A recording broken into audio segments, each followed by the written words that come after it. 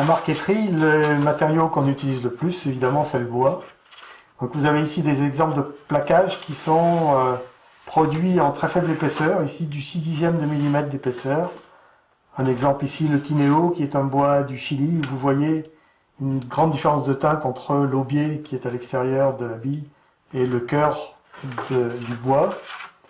Un autre exemple avec le poirier qui donne une teinte avec un bois très serré, une teinte rose-rouge assez homogène. Ici, un platane sur lequel on voit des dessins assez variés suivant l'endroit de la plaque où on se trouve. Donc ce sont les mailles du bois, donc les veines du bois qui peuvent être présentées différemment suivant l'endroit où on coupe le bois dans la bille et l'angle avec lequel on le coupe. On y reviendra un peu plus tard. On peut avoir également des épaisseurs plus importantes. Ici on a un sapelli qui est débité en 9/10 de millimètre d'épaisseur, un chêne qui est en 15/10, donc quelque chose qui est déjà beaucoup plus rigide, et enfin un pommier échauffé qui est lui en 2 mm d'épaisseur, hein, quelque chose qui est beaucoup plus rigide et beaucoup plus épais. Néanmoins, c'est dans les épaisseurs les plus faibles qu'on va trouver la plus grande variété d'essence. Pourquoi des épaisseurs aussi minces? Ce n'est pas forcément un avantage en marqueterie. D'abord parce que les plaquages sont plus fragiles à manipuler. Ensuite parce que lorsqu'on a besoin de rattraper une petite différence d'épaisseur entre deux plaquages, on procède par grattage et ponçage. Avec des plaquages minces, on a peu de marge et on risque de passer au travers du plaquage, de percer. Et si on perce, ben, tout est fichu, on n'a plus qu'à recommencer. En fait, la raison pour laquelle on produit des épaisseurs faibles est principalement économique. C'est-à-dire que pour une même bille de bois, si vous la débitez en 6/10 de millimètre d'épaisseur, vous aurez une production en surface de plaquage qui sera 1,5 fois supérieure à ce que vous obtiendriez en 9/10 de millimètre. Ce qui nous amène à parler des méthodes de production de plaquage. Donc deux grands types de méthodes traditionnelles. Le sciage, qui était la méthode utilisée depuis longtemps, et qui consiste à essayer de sortir des plaques de bois les plus fines possibles avec une scie. On verra comment. Et puis, à partir du 19e siècle, sont apparues deux méthodes, le tranchage et le déroulage, qui sont deux méthodes voisines, et qui permettent de produire beaucoup plus rapidement les plaquages et avec moins de pertes. Le sciage, qui était autrefois réalisé manuellement, a été mécanisé selon cette technique dite du sciage au bois montant. Ici, une bille de palissandre est fixée sur un cadre qui monte grâce à un système d'engrenage au fur et à mesure de l'action de la scie qui est en va-et-vient horizontal.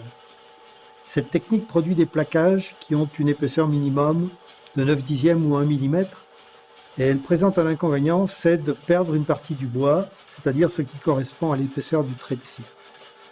Cette perte n'existe pas avec le tranchage ou le déroulage.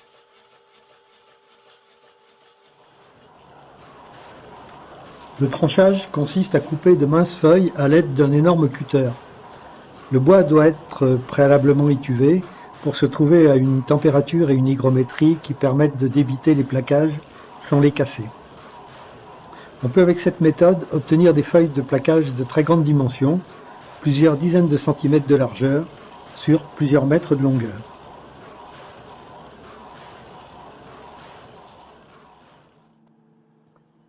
Le déroulage se pratique également avec une lame tranchante qui vient s'appuyer sur la bille de bois mise en rotation entre deux pointes.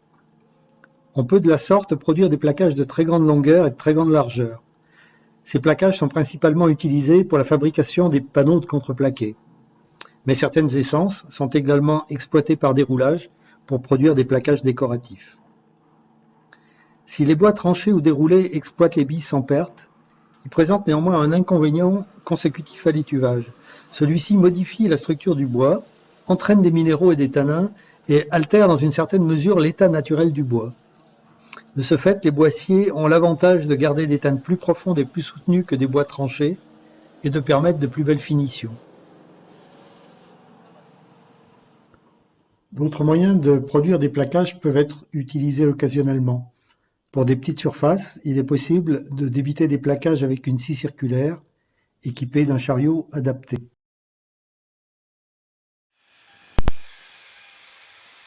Il est également possible de fabriquer des plaquages plus épais, de 12 dixièmes à 2 ou 3 mm, dans une scierie industrielle. Ici, le banc numérique d'une scierie est utilisé pour débiter des plaquages de pommiers. Ce procédé entraîne une forte perte de bois et il est limité aux essences locales. Les plaquages produits sont difficiles à utiliser conjointement avec des essences exotiques dont l'épaisseur est bien moindre, à moins de les réserver pour des éléments de petite surface qui pourront être plus facilement ramenés à l'épaisseur environnante. Les marqueteries de qualité peuvent être réalisées avec ces plaquages épais, comme cet instrument de musique de percussion. Des dizaines, voire des centaines d'essences locales ou exotiques peuvent être utilisées. Elles couvrent un éventail de teintes très diverses, allant des couleurs claires presque uniformes comme le sycomore, à des teintes moyennes ou foncées comme le platane ou le sapelli. Voire des teintes noires comme l'ébène qui est devenu très rare ou certains palissandres. Certaines essences présentent également des différences de teintes marquées entre l'aubier qui est dans la partie extérieure du tronc et le cœur. Elles peuvent aussi avoir un veinage très contrasté. Une même essence peut donner des plaquages d'aspect très variés selon le débit qui est fait.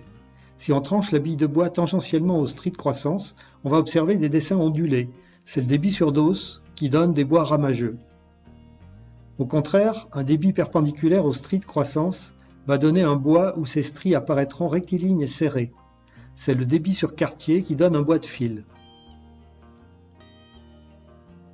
Le débit au niveau des départs de racines ou de branches produisent des bois ronceux, aux fibres de bois orientées en forme de plume, ici des ronces d'acajou et de noyer. Des anomalies de croissance qui apparaissent comme des excroissances sur les troncs et qui sont dues à une multiplication anarchique des cellules du bois donnent des aspects tourmentés avec des fibres qui s'orientent dans toutes les directions. Ce sont les loupes très intéressantes pour la marqueterie.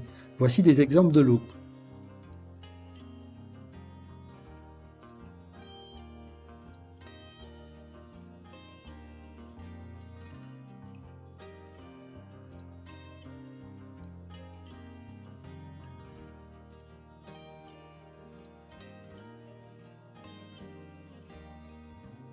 Enfin, si on abandonne la bille de bois un temps suffisant avant de la débiter, l'humidité qu'elle contient va permettre le développement de micro-organismes et de champignons qui vont dégrader le bois et faire apparaître des teintes parfois très intéressantes pour l'utilisation en marqueterie.